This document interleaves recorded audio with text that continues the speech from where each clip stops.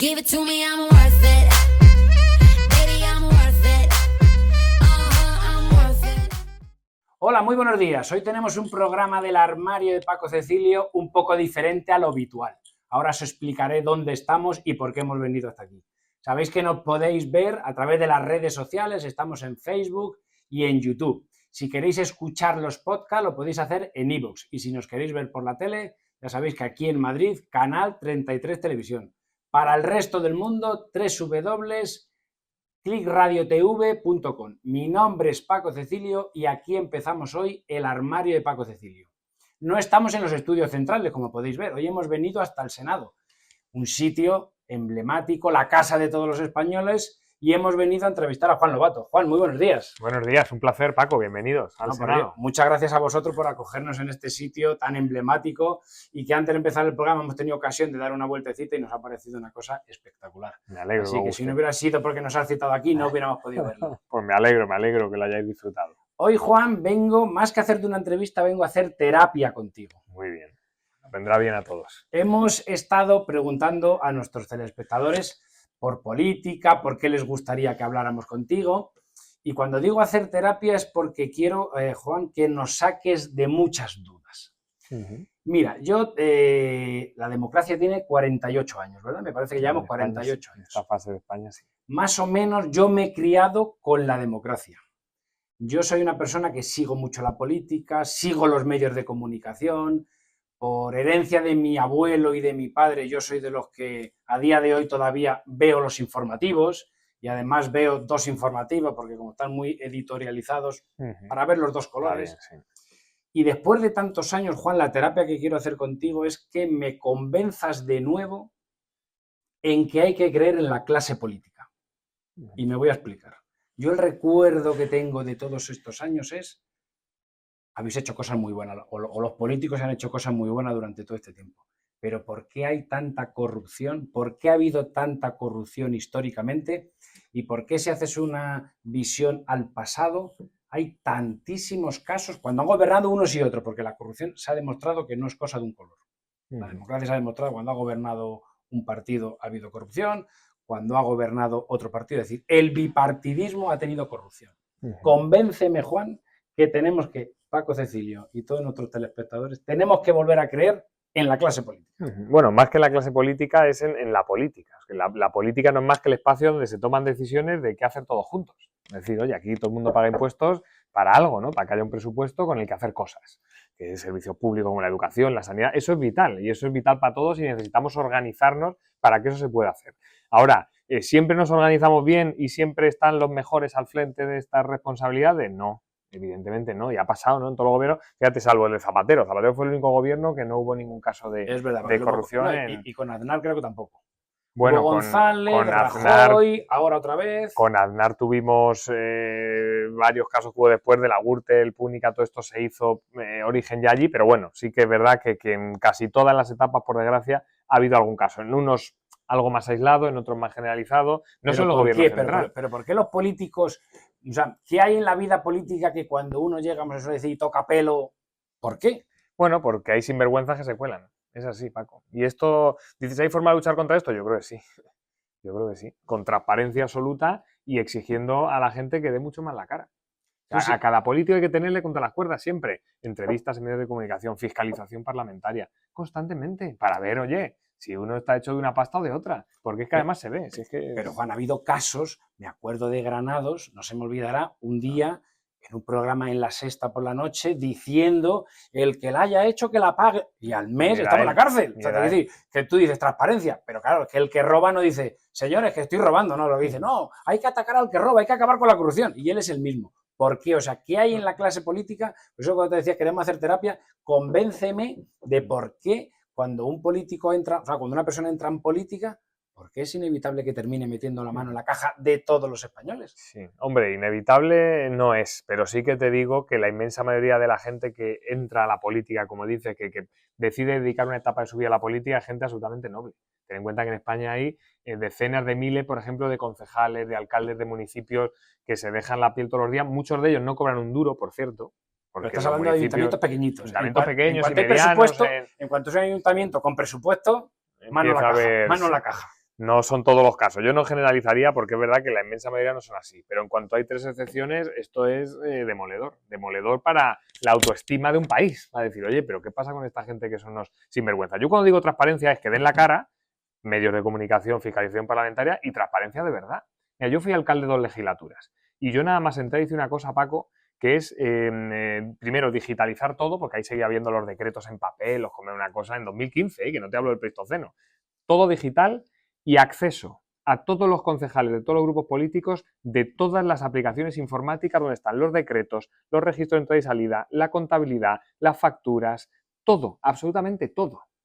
Y me decían, pero estás loco, lo va a ver el PP. Digo, claro, es que eso es lo que quiero, que vea todo el PP, cada pago que se hace, cada convenio que se firma, cada decreto que se aprueba, todo inmediatamente los registros. En mi ayuntamiento ve a la vez el PP un registro de entrada de un vecino que se queja de no sé qué, que el alcalde, a la vez. Y esto, con otros alcaldes que le he hablado, y algunos decían, es que les estás dando armas para... Digo, no les doy armas para atacarme. Les doy armas para que si hay algo mal se corrija. Y todos mis concejales del gobierno y todos los técnicos que también forman muchas veces parte de la corrupción saben perfectamente que cualquier cosa que hagan, al minuto lo va a ver el PP. Así que bromas cero. Es que Y normalmente, esa fórmula yo creo que funciona. normalmente la corrupción viene por gente externa que corrompe al concejal o al diputado o al ministro, porque muchos de los casos que se están viendo no es el ministro o el concejal o el político, sino en Gürtel, Sí, Lezo, gente- ahora con Ábalos. No es el ministro, es el que asesora al ministro, que utiliza al ministro para Claro. la corrupción. Y bueno, pues al final el político de turno cobra sus mordidas. Tú eres siempre un ejemplo de regeneración, de transparencia, tú siempre lo dices. Pero ahora voy a dar un paso más en esa terapia contigo. El primero que es corrupto es la monarquía. Hemos tenido un rey, que durante 40 años se lo ha llevado como si esto fuera la cueva de Alí Baba y los 40 ladrones. Pues sí, lo estamos viendo ahora. Vamos, de hecho, todo lo que está saliendo es que es increíble. Y Es la que- pregunta es, si eso se sabía, porque ahora se sabía, ¿no? Si lo de Bárbara Reyes se sabía, si lo de no sé qué, si todo eso se ha sabido durante 40 años, ¿por qué se ha tapado? ¿Por qué no se nos ha dicho a los españoles, porque era nuestro dinero? ¿Por qué si la clase política lo sabía, González, Suárez, González, Aznar, Zapatero, si Sí. todo eso lo sabían, ¿por qué se ha tapado? Pues sí. Y fíjate, no solo que lo supieran los políticos de turno, que tendrían su obligación de deber de sigilo cuando eran cuestiones de fondos reservados, lo que fuera, ¿no? Pero es que entonces había, según se dice ahora, todo el mundo es todo el mundo. O sea, los medios de comunicación te dicen, joder, ¿cómo puede ser que llegara a haber una situación en la que hubiera esa especie de acuerdo general de esto no se puede hablar? Acuérdate siempre los comentarios que se hacían de, no, del rey no sale nada porque no puede salir, estas cosas no puede salir, ¿por qué? Eso digo yo, pero ¿por qué? Entonces, pues ¿La no, prensa es recordad. libre en este país? Claro, pues no te lo sé decir, porque en esos años 80, 90, en los 2000, yo ni había nacido en algunos años, pero sí que es verdad que esa es la situación que tuvimos y a mí me parece que la prensa es un elemento, y lo digo en muchas entrevistas, muy duras, ¿no? A veces que vas a entrevistas, oye, que aprieten, digo, es que yo lo agradezco mucho, porque cuanto más se aprieten, más democrático es el sistema. Entonces, oye, hay que dar la cara, ¿no? Y es verdad que ha pasado, fíjate, con la jefatura del Estado, que ahora estamos conociendo cosas que según parece, algunos lo sabían en ese momento y nadie dijo ni mu. Claro, porque ya no hablamos de las infidelidades, porque eso es una, digamos que esa es la parte personal esa es la parte personal. Estamos hablando de la parte económica donde si el rey tenía una fortuna de 100 millones de euros, 100 millones de euros, que se dice pronto, que aquí hablamos de millones de euros, 100 millones de euros, y lo tenía además en Suiza, ¿eso por qué se le ha consentido? ¿Y Sí, por qué se ha ocultado? ¿Y por qué no se ha destapado todo eso? ¿A quién se tenía miedo? claro. No, y no hay respuesta, Paco. O sea, por desgracia no hay respuesta, porque esto ha pasado durante muchos años y, bueno, pues quien en ese momento lo conociera y no hiciera nada, tendría que explicar cuáles son las razones. Yo creo que hoy por hoy la cosa, afortunadamente, a nivel de jefatura está cambiado mucho. Mira, el propio rey actual, cómo ha decidido desvincularse incluso a nivel de herencia, de participación en la fundación, etcétera, de su padre. Yo creo que es una buena decisión y bueno, pues afortunadamente eso que ahora vemos con vergüenza que pasó en el pasado, pues ahora mismo parece que se ha erradicado por completo y ojalá sea así. Pero eso no quita que el sistema actual tenga que ser fiscalizador absoluto de cualquier cosa que haya a todos los niveles, ¿no? Por eso te decía que lo que hicimos nosotros de que todo el mundo tenga todo el rato toda la información es clave. Y si te equivocas no pasa nada, si te puedes equivocar, pues que te lo vea alguien cuanto antes, lo denuncie y lo corrijas, no pasa nada. ¿Tú crees que la corrupción en la política viene porque los políticos, valga la redundancia, estáis mal pagados os sentís explotados y de alguna manera ese sentimiento de, oye, yo le estoy dando a la nación, a mi pueblo, a mi ciudad, a mi comunidad autónoma, me lo voy a cobrar? No creo que venga por ahí. Yo creo que la gente que se mete en la política sabe que la política está mal pagada. Esto es así en España y todo el mundo lo asume. ¿Y por qué no lo arregláis? Eso, ¿Y por qué no lo arregláis? ¿Y por qué no lo arregláis? Eso me tiene que decir. ¿Eso es bueno o malo? Es malo, yo creo.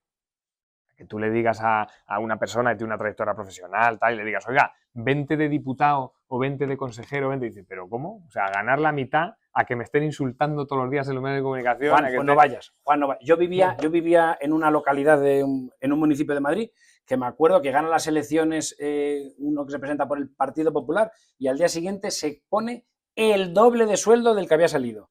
Y cuando en el pleno se le echaron en cara, es que yo en la empresa privada ganaba tal. Pues no vengas a la política. Me he subido el sueldo el doble porque es que yo ganaba 80.000 y aquí el sueldo del alcalde era 40.000. Pues no vengas a la política que nadie te ha llamado.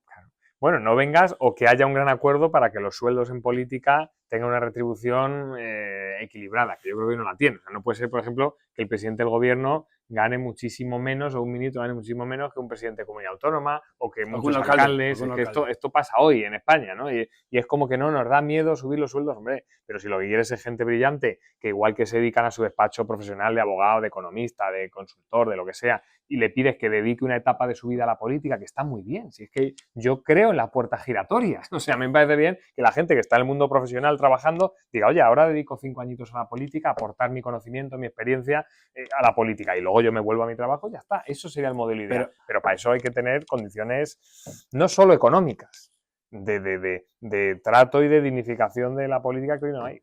Bueno, todo esto de la corrupción en la clase política, todo esto de la corrupción en la monarquía, en la jefatura del Estado, todo esto que estamos hablando genera crispación en la sociedad y genera confrontación. ¿No crees que vosotros en los parlamentos autonómicos, en los plenos de los ayuntamientos, en el Senado, estas guerras que tenéis, estos espectáculos que dais todos los días por la tele, insultando los unos a los otros, faltándose el respeto, ¿no crees que los primeros generadores de violencia sois vosotros? Es que te digo más. Yo no creo que exista esa crispación en la sociedad. Es que no lo creo, Paco. Yo creo que la crispación aparente en los espacios políticos es mucho mayor que en los espacios públicos, familiares, laborales. O sea, la gente no va insultándose por la escalera del bloque de pisos. Tú eres un cabrón. No, oiga, buenas tardes, ya está. No tienen que ser todos amigos, pero hay un respeto y una educación en la vida familiar, laboral, vecinal, que no existe en la política. Esto es así. Y cuando ves la encuesta del CIS del pasado lunes, dices, joder, es que para más de un 30% de españoles el principal problema no es el paro ni la vivienda, es la política. Sí, los partidos políticos, las decisiones... O sea, es el ver cómo, lo has descrito muy bien, esa confrontación permanente genera hartazgo. Yo sé que suena un poco cursi, pero yo estoy en una cruzada porque el respeto y la educación vuelva a estar de moda en la política. Y yo hay veces que he pedido disculpas en un parlamento, he reconocido errores, he hablado bien del rival. Esto hoy es exótico, o sea, parezco un extraterrestre, ¿no? A veces me paran por acá y dicen esto, hombre, usted es el político educado, tal. Digo, ¿cómo verá la gente a los políticos? Usted es el político que propone cosas. Digo, pero ¿cómo puede ser que me digan el que propone cosas? Entonces, ¿de qué va la política? Sino de proponer soluciones a problemas, ¿no? Entonces, eso es verdad que cuesta, porque el clima que hay hoy mediático, parece que lo que vende el retweet que te van a hacer es si llamas hijo de no sé qué a tal. Pues no, claro que no. Lo interesante yo creo es lo contrario, que es ayudar a generar convivencia y a que la gente vea que somos normales, que igual que en el trabajo uno no insulta al lado porque sea del Atleti o del Barça o del PSOE o del PP, tampoco tiene que hacerse eso en un parlamento, todo lo contrario. ¿Te parece eficaz de cara a la galería o de cara a la política que tanto unos como otros estéis todo el día pidiendo la dimisión tú pidiendo la dimisión de Ayuso, Ayuso pidiendo la dimisión de Pedro Sánchez pidiendo la dimisión de no sé qué, el ministro de no sé qué pidiendo, o sea, estáis todos los días en la media de comunicación pidiendo algo que se sabe que es un brindis al sol? Aquí no ha dimitido nadie en 48 años, lo único que dimitió fue Adolfo Suárez, aquí no ha dimitido nadie en la historia, que estéis todos los días, pues que dimita fulanito, pues que dimita menganito. ¿No os dais cuenta que eso es un mensaje vacío y que es un brindis al sol y que a lo mejor los ciudadanos necesitamos otra cosa, que estéis todo el día y tú más, y dimite tú, y dimite tú? ¿Sabes cuántas veces he pedido la dimisión de Ayuso? Creo que ninguna. Una. Cuando nos mintió. El día que salió y dijo, mi novio no debe dinero a Hacienda, es Hacienda la que le debe 600.000 euros a mi novio. que era una mentira evidente y que luego se demostró. Es el único día que le he pedido la dimisión por mentir a los madrileños, cosa que no se puede consentir al presidente de una comunidad autónoma que es una institución, ¿no? Y creo que, oye, tú cuando ves que llega a un punto que se cruza una línea, tienes que exigir responsabilidades y una de las responsabilidades a exigir es la dimisión, si llega a ese punto. Yo lo consideré así, pero es verdad que estar todos los días, pues bueno, si no la ha pedido, no la ha presentado, ya por mucho que se lo diga, ¿no? Que al final queda un poco papagayo, ¿no? Sí, sí. Y sí Queda que un es verdad. queda un poco brindis al sol. Sí, no, y la gente al final lo ve y dice, hombre, otra vez con esto. Bueno, yo creo que es mucho más importante denunciar las políticas que funcionan mal, y en el caso de Ayuso particularmente, porque ella juega siempre a distraer con otras cosas que no son su trabajo. Su trabajo es la educación en Madrid, la sanidad en Madrid, la vivienda en Madrid, ¿no? Y en eso no está en distraernos con otras cosas. Por eso, cuanto menos caigamos en las provocaciones y las distracciones y más hablemos de qué tiene que hacer la Comunidad de Madrid, mejor. Pues ahora vamos a hablar de la vivienda en la segunda parte. Nos vamos a ir, que tenemos que vender algo en este programa, Juan. Nosotros también Muy vendemos. bien. Vamos a vender algo, nos vamos a ir, nada, 30 segunditos a publicidad, ponemos un anuncio y volvemos. Recordamos que estamos en el armario de Paco Cecilio, en el Senado y con Juan Lobato, así que no os vayáis, que volvemos ahora mismo.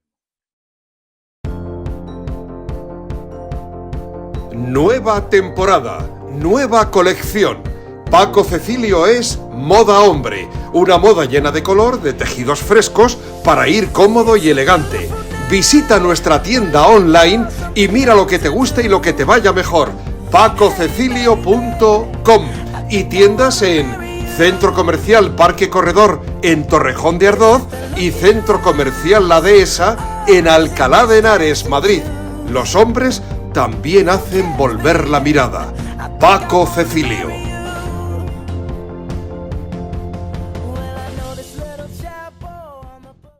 Pues estamos otra vez de vuelta, ha sido una pausa breve, seguimos aquí en el Senado y con Juan Lobato. Quiero terminar una pregunta de la parte primera. Me has hablado que Ayuso es responsable de vivienda. Quiero hablar de vivienda en general. Una de las manifestaciones que ha habido últimamente y que hay en boca de todos son los pisos turísticos, el Airbnb, los centros de las ciudades. Me llama la atención una cosa, Juan, en esta terapia que estamos haciendo hoy, ¿por qué se quejan los vecinos de que hay muchos apartamentos turísticos, pero no oigo quejarse a los hoteleros, que son los verdaderos perjudicados? Pues si yo tengo un piso que lo estoy alquilando por fines de semana, por noches sueltos, al que estoy perjudicando es al hotel que tengo al lado. Y no se están quejando los hoteleros. ¿Qué hay de hipocresía en todo esto? Bueno, yo creo que con los hoteleros hay varias razones. Una primera es que hay grupos hoteleros importantes que tienen servicio de hotel y también servicio de apartamento turístico. Por lo tanto, también dentro de sus líneas de negocio tienen interés en ambos temas, por lo tanto no se meten con una que es una de sus líneas de negocio. Dos, yo creo que es que culturalmente hay públicos muy diferenciados, particularmente en Madrid, ¿no? Donde es una región absolutamente turística y donde estamos en un momento muy bueno, en España en general y en Madrid particularmente, ¿no? Por lo tanto, al no haber un problema de clientela, pues tampoco entra mucho en eso. Al revés, yo creo que lo que les interesa es que Madrid se fije como un destino turístico importante, amplio, y por lo tanto, oye, cuantas más vías para poder venir a Madrid, mejor para el turismo en general, es lo que piensan. Ahora, yo creo que hay un error ahí, y es que si vamos a un modelo de evolución de la ciudad en el que al final nos convertimos algunos barrios en parques de atracciones, eso no encaja bien con el turismo de alto valor añadido. ¿Me entienden, no? Correcto, El turismo sí, sí. de alto gasto por día, Sí, que sí. creo que debe ser el objetivo de Madrid porque tenemos condiciones para ello. Y tenemos restaurantes de maravilla, museos, tenemos museos, clima, en fin, conexión con otras ciudades top en un AVE en 2 horas. O sea, en Madrid es un cañón para un turismo de alto gasto por día, ¿no? Y ahí yo creo que es un error el ir a un modelo de parque de atracciones. Porque al final la gente quiere venir a Madrid o a Roma o a París a vivir la ciudad. Tú vas a Roma para vivir como es Roma y sentarte en una terraza y si al final, en vez de vivir Roma, lo que vives es en un parque de atracciones donde somos todos guiris y estás con guiri, coño, para venir aquí, pues no lo tengo ya en el propio Madrid, ¿no? Entonces, yo creo que hay que tener mucho cuidado con el modelo turístico que queremos para Madrid. Eso por un lado, pero dos, vivienda. Claro que afecta muchísimo a la vivienda, porque el problema que tenemos de vivienda es de oferta. O sea, el problema es que el año pasado se crearon 300.000 hogares. 300.000 hogares significa jóvenes que se emancipan, personas migrantes que llegan a España, parejas que se divorcian y en vez de ser un hogar pasan a ser dos hogares, 300.000, y se construyeron 95.000 viviendas. Te hablo en España. Hay un cuello de botella tremendo. Y a esto le sumamos la parte de oferta de vivienda pública. En Madrid estamos en un 1% de vivienda pública, en Europa es un 20%. Entonces, Es que es imposible, que estamos en una situación límite. Por lo tanto, apartamentos turísticos reducen la oferta destinada a familias que puedan acceder al mercado del alquiler, ¿no? Y esto unido a la falta de vivienda pública en Madrid nos hace estar en un punto en el que no hay joven que pueda emanciparse antes de los 30 años. Cuando oigo hablar de la vivienda y estás dando cifras, oigo a Ayuso que se queja que el gobierno, en Madrid, estoy hablando de Madrid, el gobierno central, o sea, el gobierno autonómico, Ayuso se queja de que el gobierno central no hace viviendas. Tú acabas de reprochar que en Madrid no se está haciendo vivienda porque le echa la culpa al gobierno autonómico. ¿De quién es la culpa de que no haya vivienda y que todo el mundo esté prometiendo tantas viviendas? Porque Pedro Sánchez no sé cuántas viviendas prometió y no ha hecho ninguna. Ayuso también prometió y no ha hecho ninguna. ¿De quién es el problema de la vivienda? Y una cosa que me parece una hipocresía es que el gobierno actual o la ministra de la Vivienda que está legislando para que los alquileres no suban tal y tal, sea una gran tenedora de vivienda. ¿No te parece una hipocresía que quien está diciendo, señores, hay que regular los alquileres, señores, hay que bajar los alquileres, ella sea una gran tenedora? Pero ella como persona física, Sí, ¿te refieres? sí, Ah, sí. bueno, ella no sé las viviendas que ella tiene, pero vamos. Bueno, yo tampoco, pero salió publicado, que tiene 8 o Pero 9 fíjate, viviendas. Entonces, alguien que tiene 8 o 9 viviendas ya es una gran tenedora. Pero me parecería al revés. Si estuviera legislando a favor de los grandes tenedores, pero justo lo que está legislando el gobierno de España es para limitar en las zonas tensionadas la posibilidad de los grandes tenedores, solo de ellos, no de los pequeños, de los grandes tenedores, de poder subir el alquiler por encima de unos niveles, ¿no? Por lo tanto, bueno, lo peligroso sería al revés, que estuviera legislando a favor de lo que sea. A mí me parece una hipocresía a alguien que es un gran tenedor y que, lógicamente, cuando alguien ha comprado 8 o 9 inmuebles es porque tiene un negocio inmobiliario, me parece un poco hipocresía ideológica que estés legislando en contra de tus propios intereses. Bueno, entonces, a lo pero mejor no es cierto lo que está diciendo. No. Ella piensa una cosa y ejecuta ideológicamente porque le obligan otra. Lo importante es que ejecute en función a un programa y a un proyecto político. Y yo creo que eso se está cumpliendo, ¿no? Con seriedad y con orden. Ahora, la pregunta que me haces, las competencias claramente son autonómicas. Es tan claramente autonómica la competencia que incluso legislando el Gobierno de España esta limitación a la subida de los precios de vivienda temporalmente de los grandes tenedores, es la propia comunidad la que tiene que decidir si aplica o no. La prueba clara de que es competencia autonómica. En Madrid, por ejemplo, la Ayuso ha decidido no aplicar esta medida. Ahora, ¿qué pasa con las promesas de construcción de miles de viviendas? Esto es verdad. Ya pasa en todas las campañas electorales, una subasta, que llegas a un debate electoral, yo prometo 15.000, y dice el de al lado, pues yo entonces 20.000, y dice, oiga, ¿esto de qué va, no? Una subasta. Entonces, ¿el gobierno de España puede construir? Pues tiene limitaciones importantes, porque son las comunidades autónomas las que definen el urbanismo, las que tienen los suelos y las que en definitiva deben construir y poner en marcha. ¿Qué hace el gobierno de España? Poner euros. El presupuesto del último año en la Comunidad de Madrid, 430 millones de presupuesto en vivienda. Se han ejecutado poco más de 100. Es decir, Ayuso ha dejado sin ejecutar 300 millones con los que se podrían haber construido muchas más viviendas. Pero es que el 80% de ese presupuesto viene del Gobierno de España. Es decir, el Gobierno de España no puede ponerse a construir viviendas, pero sí que da dinero a las comunidades autónomas para que lo hagan. El problema es que algunas, como Madrid en este caso, no ha utilizado ni siquiera ese dinero que le da el Gobierno de España, ¿no? Entonces dices, joder. ¿Y ese dinero en qué ha sido utilizado? ¿Se nada, devuelve? No se ha utilizado. ¿Pero se devuelve? Si es en los proyectos que sean finalistas, sí. Incluso muchos son de fondos europeos que si no se ejecutan, no es que se devuelva al Gobierno de España, es que se devuelve a Bruselas. Entonces esto está pasando todos los días en Madrid. Hablando y volviendo un poco a la clase política. Otra cosa que me parece una hipocresía, Juan, y vamos a entrar un poquito ya en temas económicos. Me parece, no sé si una hipocresía, pero una incongruencia, que gente que no ha tenido nunca una empresa, gente que no ha tenido nunca trabajadores, gente que no ha pagado nunca una nómina, legisle en materia laboral. Y estoy hablando, por ejemplo, de Yolanda Díaz, que su propuesta estrella, la reducción de la jornada, primero a 38, luego a 37 y luego ya no sé ni a cuánto, creo que a 35, o sea, una locura. Alguien que no ha tenido nunca empresa, alguien que no ha tenido ni una gran empresa ni una pequeña empresa, que le está diciendo a todo el mundo que eso no es una medida efectiva y sin embargo, pues creo que nos veremos abocados a eso.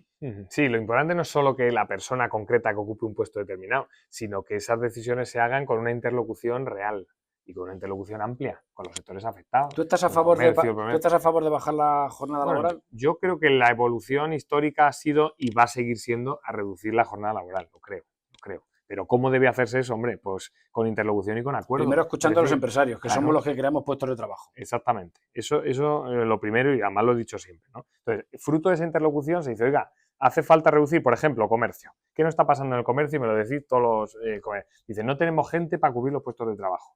Pues a lo mejor hay que ir a un modelo en el que ofrezcamos a muchísimos jóvenes, que sigue habiendo un paro juvenil alto en España y particularmente en Madrid. El más alto de Europa. El qué modelos, oye, pues a lo mejor hay que ir a jornada estoy pensando en voz alta, jornadas de 4 días que sean un incentivo claro para esos jóvenes, que el salario mínimo en vez de ser ese, evidentemente sea menor por 4 días, claro, y que de esa forma se consiga incorporar al mercado laboral a muchos jóvenes que ahora valoran otras cosas, porque la cosa ha cambiado de cuando tú montaste tu primera tienda a hoy, ha cambiado muchísimo las Juan, prioridades, especialmente de los jóvenes. Yo llevo 35 años en esto y esto ha cambiado como la noche del día. Es decir, hoy los jóvenes no quieren trabajar en muchas profesiones. Los jóvenes hoy quieren ser influencers, tiktokers, youtubers, quieren trabajar con un ordenador en la playa porque y lo que no tener quieren tiempo es libre. Claro, pero por ejemplo, si esa medida de las 37 o las 36 o las 35, ya no sé ni cuántas porque he oído tantas cosas, se aplica en el comercio, si yo tengo que contratar a 2 personas, es que no voy a poderlas contratar porque no hay nadie que quiera trabajar en el comercio.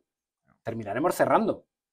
Entonces, Claro. no solamente no contrataré a 2, sino que tendré que despedir a las 5 que tengo. Claro. Por eso te digo que hay que evolucionar un modelo en el que se genere un incentivo para mucha gente para incorporarse a sectores productivos. Te pasa igual en industria, no es solo un tema de comercio. Yo veo empresarios de todos los sectores y pasa exactamente igual.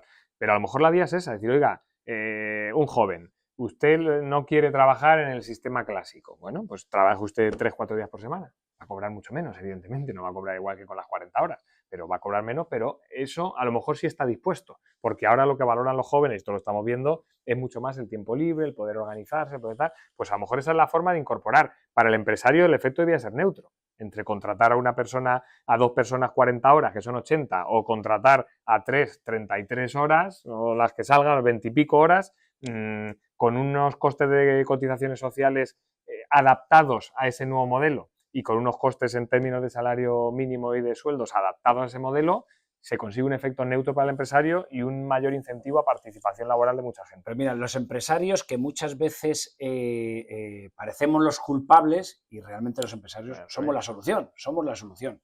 Si a los empresarios se les diera facilidad para, o sea, no se les pusiera tantas ruedas en el camino. Usted ahora, el trabajador de 40, va a tener que trabajar 35, pero va a cobrar lo mismo.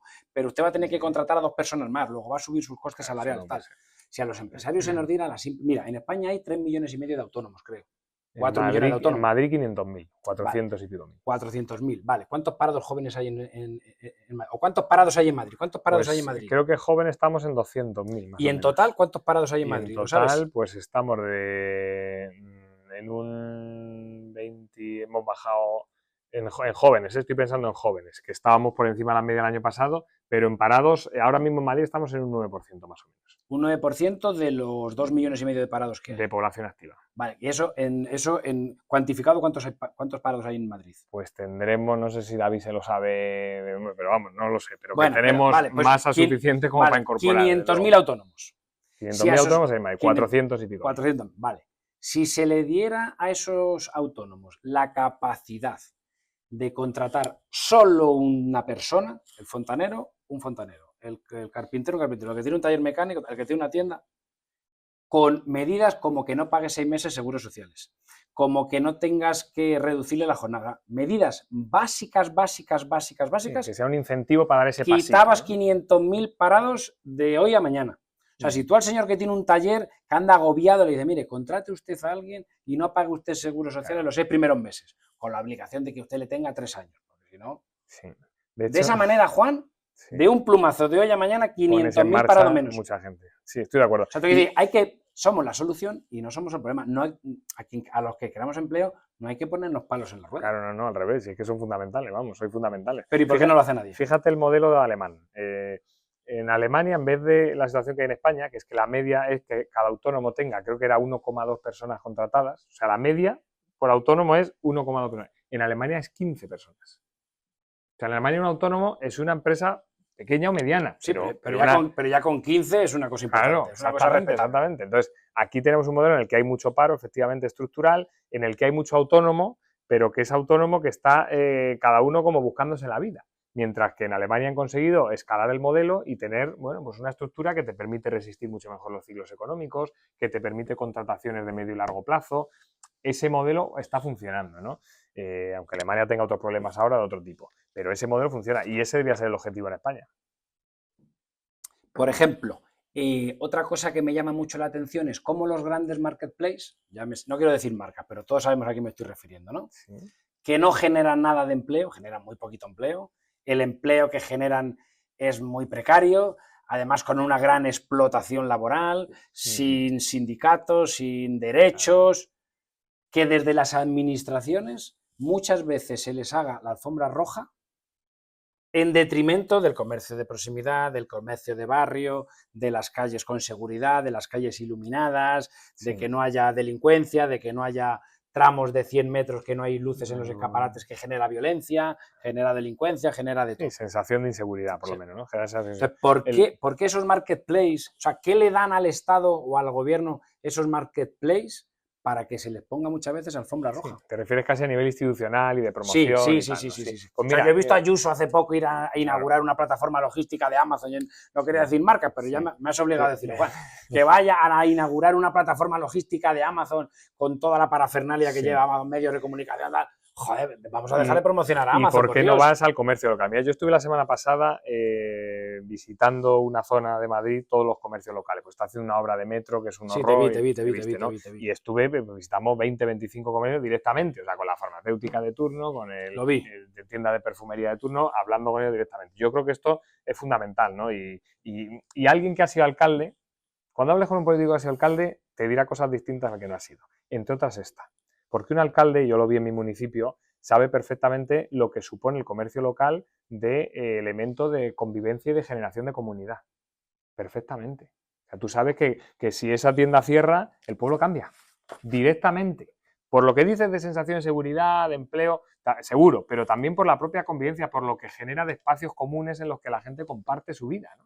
Y para nosotros en Soto el Real, donde yo fui alcalde de 2 legislaturas, era una obsesión el tema de comercio local y lo promocionamos. Y de hecho, fíjate, nos pilló la pandemia y en vez de cerrarse comercios, creció muchísimo el nivel de comercio, hasta de hostelería, durante la pandemia, porque les ayudamos, vamos, por todos los medios a que generaran municipio, que es lo que queríamos. Te veo con cara de ganas de hablar de fútbol. Te veo con ganas. Y como no consigo llevarte a los panenquitas, voy a aprovechar el Mario y Paco Cecilio, nos vamos a ir 30 segundos de nueva publicidad y en la tercera y última parte voy a hablar con Juan de fútbol, que sé que es un gran aficionado al fútbol, y a ver si algún día conseguimos, a ver si hoy le saco la promesa de que venga un día a los panenquitas de Tertuliano. Sí, señor. Volvemos enseguida.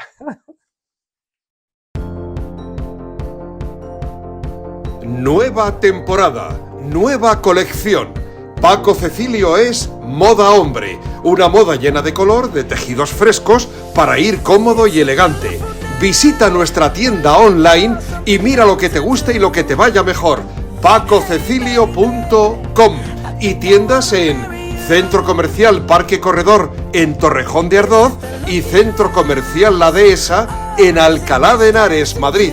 Los hombres también hacen volver la mirada. Paco Cecilio.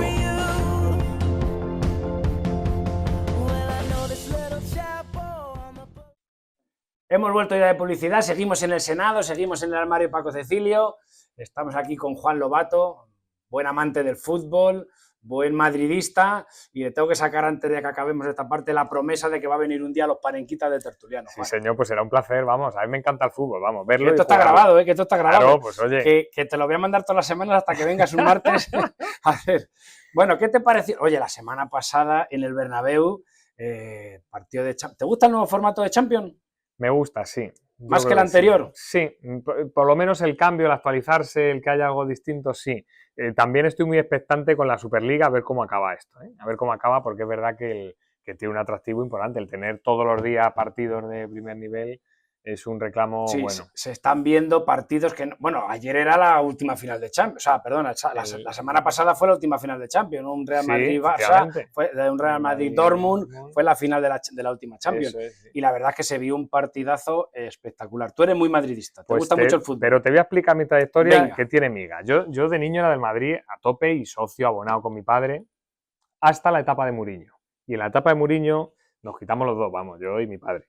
Y luego yo tenía mis etapas del Barça también, ¿eh? O sea, a mí me gustó porque hubo un Barça, coño, el Barça 2009 con Xavi, Iniesta, Messi, eso fue un espectáculo, ¿no? Ya desde Ronaldinho y tal. Yo te lo perdono porque soy culé, pero los madridistas no van a entender. No, pero... O sea, es como si uno del PSOE de repente dice, no, es que me afiliaba al PP, pero bueno... No, lo que te quiero decir es que esos años de la selección española y del Barça, que eran lo mismo prácticamente, pues a quien no le gustó ese fútbol, ¿no? Yo creo que ese Mundial, las 2 Eurocopas, esa época, pues la gente que era de España era del Barça porque era lo que lo que estaba en ese momento funcionando, ¿no? Y ahora, pues últimamente, mira, sí estoy yendo algo más al fútbol, también voy al Metropolitano, estuve el último Madrid Atleti, que por desgracia tuvo la anécdota tan lamentable que tuvimos de estos ultras que montaron ese problemón tremendo, y sí que intento ir de vez en cuando, sí.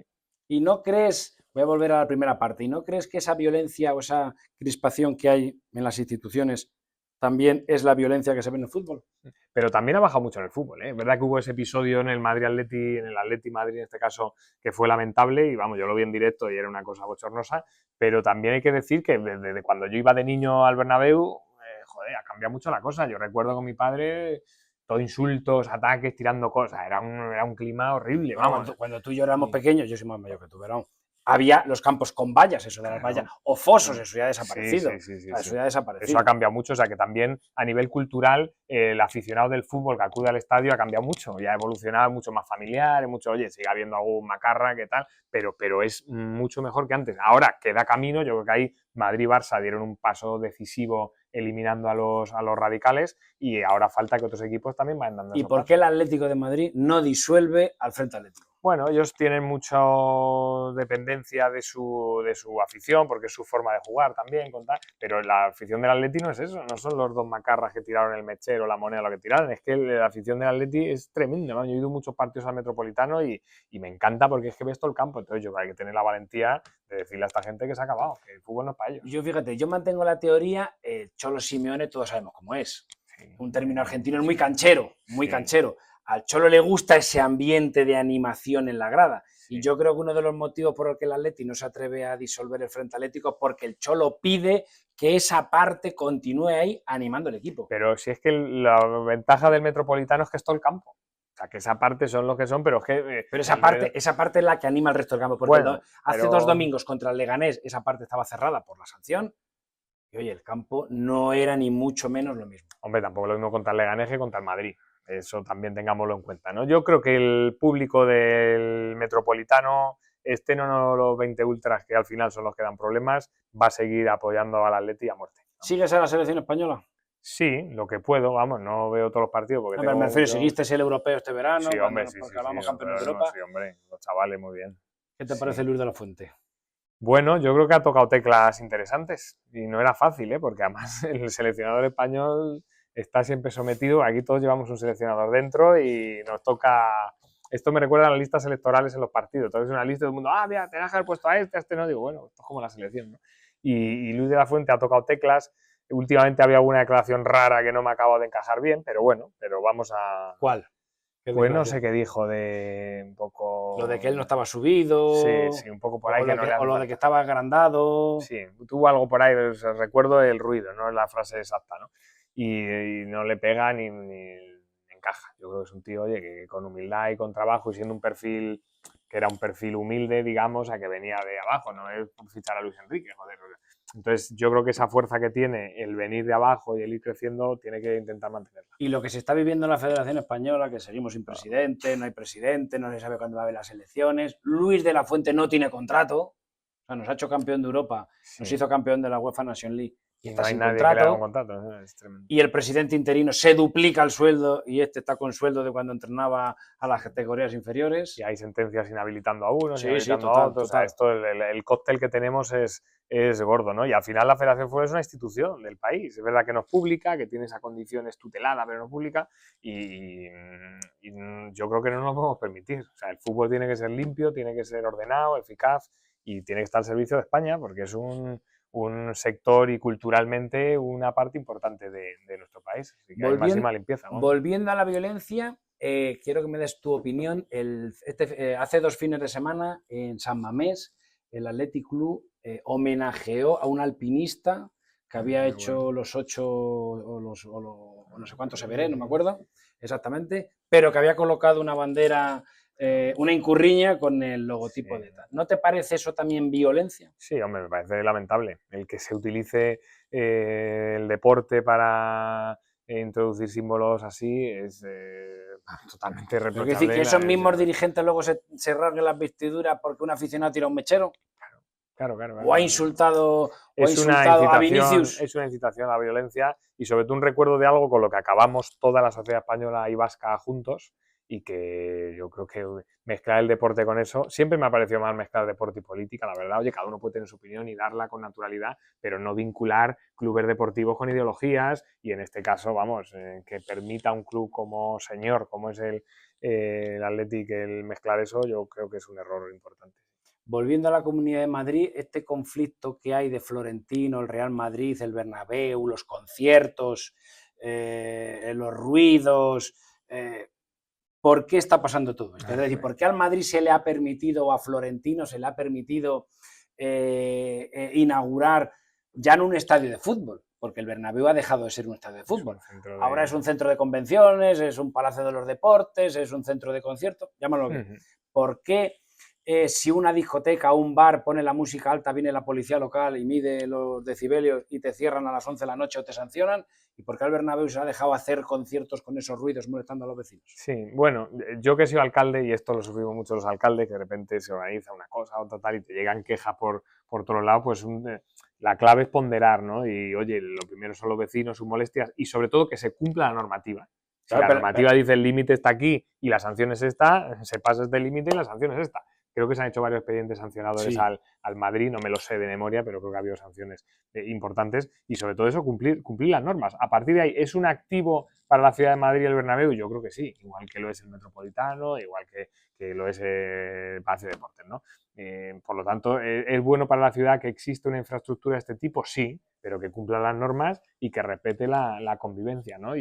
Y eso es lo que hay que exigir, lo que hay que demandar. Ahora yo creo que está estos meses cerrados sin poder hacer claro, hombre, conciertos hasta que era un clamor, era un clamor de los vecinos, los conciertos, que no es que el concierto empiece a las 9 de la noche, sino que estaban ensayando desde las 9 de la mañana. Claro, Entonces, claro. O sea, eran 12 o 14 horas de ruido continuo. Hay tener la inteligencia de convivencia que no siempre es fácil y tener mano izquierda. A nosotros nos pasaba, cuando hacen las fiestas patronales, pues los vecinos de la Plaza del Pueblo están desesperados, como que hasta las 6 de la mañana, ponlo hasta las 3, que al día siguiente hay trabajo, en fin, estas cosas lo hemos vivido todos los que nos hemos dedicado a la política local, ¿no? Entonces aquí es tener la inteligencia y la madrugada. No se puede hacer concierto por la noche, más de X horas, los ensayos no pueden ser de esa manera y luego medidas correctivas. O sea, que si hay que poner más placas con el dineral que se han gastado ahí, que pongan más elementos de insonorización, ¿no? Y bueno, pues yo creo que estamos en ese punto y ojalá que esa exigencia funcione y por el bien del propio Madrid y del turismo y la cultura en nuestra ciudad, vamos. ¿Tú crees que España es racista, como dijo Vinicius? Pues la verdad ¿O crees que la culpa de los insultos de Vinicius las tiene él mismo?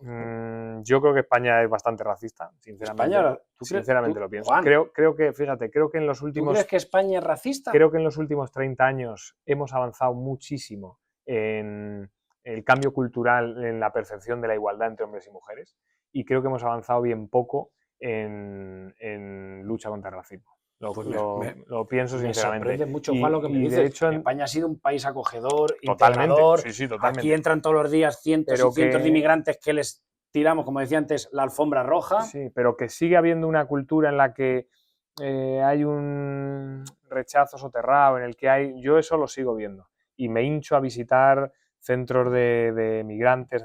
Esta semana le hemos dado un premio, además Somos Acogida, que es una organización que se dedica precisamente a la recepción y ayuda de personas migrantes, y como alcalde también lo he visto, mucha gente que he recibido en mi despacho y alucina lo que escuchas en un despacho de un alcalde con temas de estos, y creo que nos falta un esfuerzo cultural muy, muy importante para tratar de entender que España es un país que en los años 50-60 salió adelante gracias a las remesas de españoles que se tuvieron que ir fuera y mandaron dinero a España, y que España ha crecido en los últimos 30 años gracias a personas migrantes que están en nuestro país, trabajando, aportando a la seguridad social, y eso parece que a veces hay gente que no lo entiende, pero, ¿no? Pero y eso trasladado al fútbol, explícame. Bueno, el fútbol es otra. Claro, no, yo estoy viendo porque Vinicius hizo una declaración diciendo que España era racista. Entonces, explícame cómo el Real Madrid, que está lleno de jugadores de color, de los 11 hay 10 de color, a todos les idolatran a todos los campos donde van y solo insultan a uno. Claro, que esos son planos distintos. O sea, yo no digo que España sea racista, yo digo que en España hay racismo y que hay que luchar contra él y que no hay que permitir que a la gente se la discrimine por su raza. No solo, ojo, a las personas migrantes, también a las personas españolas que están racializadas, que eso es racismo también. O sea, la de cientos de miles de españoles que han nacido en España, pero que tienen rasgos de otros Sí, claro. países y sufren el racismo exactamente igual. O sea, no es un tema solo de migración, de personas racializadas, pero lo que va de España no es racista, pero hay racismo en España. Yo creo que eso todo el mundo lo puede entender, ¿no? Ahora, es verdad que en el fútbol, aparte de que pueda operar o no el racismo, operan otras cosas. Y con Vinicius lo vemos, el ejemplo permanente. Y no es el primer jugador al que le pasa, ni el primer negro, ni blanco, ni... Es verdad que hay jugadores que tienen una forma de actuar sobre el campo más provocadora. Esto es así y lo hemos visto siempre. Entonces, en el caso de Vinicius no es racismo, es educación. O sea, Desde luego, el que le insulta a él por provocar y no por su color de piel no es racista. Es que él provoca y la gente entra, claro. ponte ahora, que nos quedan 3 minutos, Porque ponte la verá cara de lo que entrenador. decías del resto de jugadores negros que tiene el Madrid, que nadie les pita ni vamos. Yo lo vi el otro día en el campo del Atleti, clarísimamente. Ponte durante 3 minutos la careta de entrenador. Venga. ¿Ficharías, ahora que se ha lesionado Dani Carvajal, ¿ficharías un lateral derecho o seguirías con Lucas Vázquez? Te voy a hacer la primera prueba de los panenquitas, venga. Yo creo que hace falta, sí, para todo el año, una lesión Mira, tan ahí tienes larga. uno que dice que sí, que hay que fichar un lateral, que con Lucas Vázquez no vamos a ningún lado. Yo creo que sí. A ver, Lucas Vázquez bien, pero hay que tener un refuerzo ahí, porque también a Lucas Vázquez le puede pasar algo. O sea, que yo creo que lo que era Carvajal para el Madrid era mucho, tenía mucho peso y hace falta reforzar, sí diría que sí. El Madrid, que siempre, cuando Florentino llegó al cargo, aquello de Pavones y Zidane, tanto tirar de la cantera, el último futbolista que subió de la cantera al primer equipo precisamente fue Dani Carvajal, que está a punto de retirarse porque ya tiene 32 o 33 años. ¿Crees que el Real Madrid debería de tirar de la cantera, por ejemplo, ahora que Álava no se recupera, que Dani Carvajal se ha lesionado, o debería de tirar de talonario? Hombre, deberían mirar a la cantera. Otra cosa es que encuentre que haya perfiles de verdad para el máximo nivel, pero vamos, el ejemplo del Barça es cristalino. Es que el Barça es continuamente, o sea, Bueno, todos los el años. Barça está haciendo de la necesidad virtud. Bueno, estoy sí. seguro que si el Barça estuviera bien económicamente, muchos de los que están ahora jugando Sí, pero- estarían en el Alavés, en el Sabadell Pero eso o en el Real Murcia. Pero eso decíamos en 2006 y luego mira cómo acabó el Barça y cómo acabó la selección española. O sea que al final el Barça tiene un concepto de cantera que funciona, lo trabaja muy bien. Hay un chico de Soto, por cierto, que le acaba de fichar el Barça, de 16 añitos y es un crack. Y esa visión que tiene el Barça, pues no la tiene el Madrid históricamente. Esto hay que ser honestos y reconocerlo. Y para el Madrid sería una muy buena inversión ir a un modelo Barça en cantera. Todo claro, en el medio plazo, no digo para esta temporada. ¿Quién te gustaría que fuera el próximo entrenador después de Ancelotti en el Real Madrid? Xavi Alonso, Raúl. A mí Raúl me encantaba.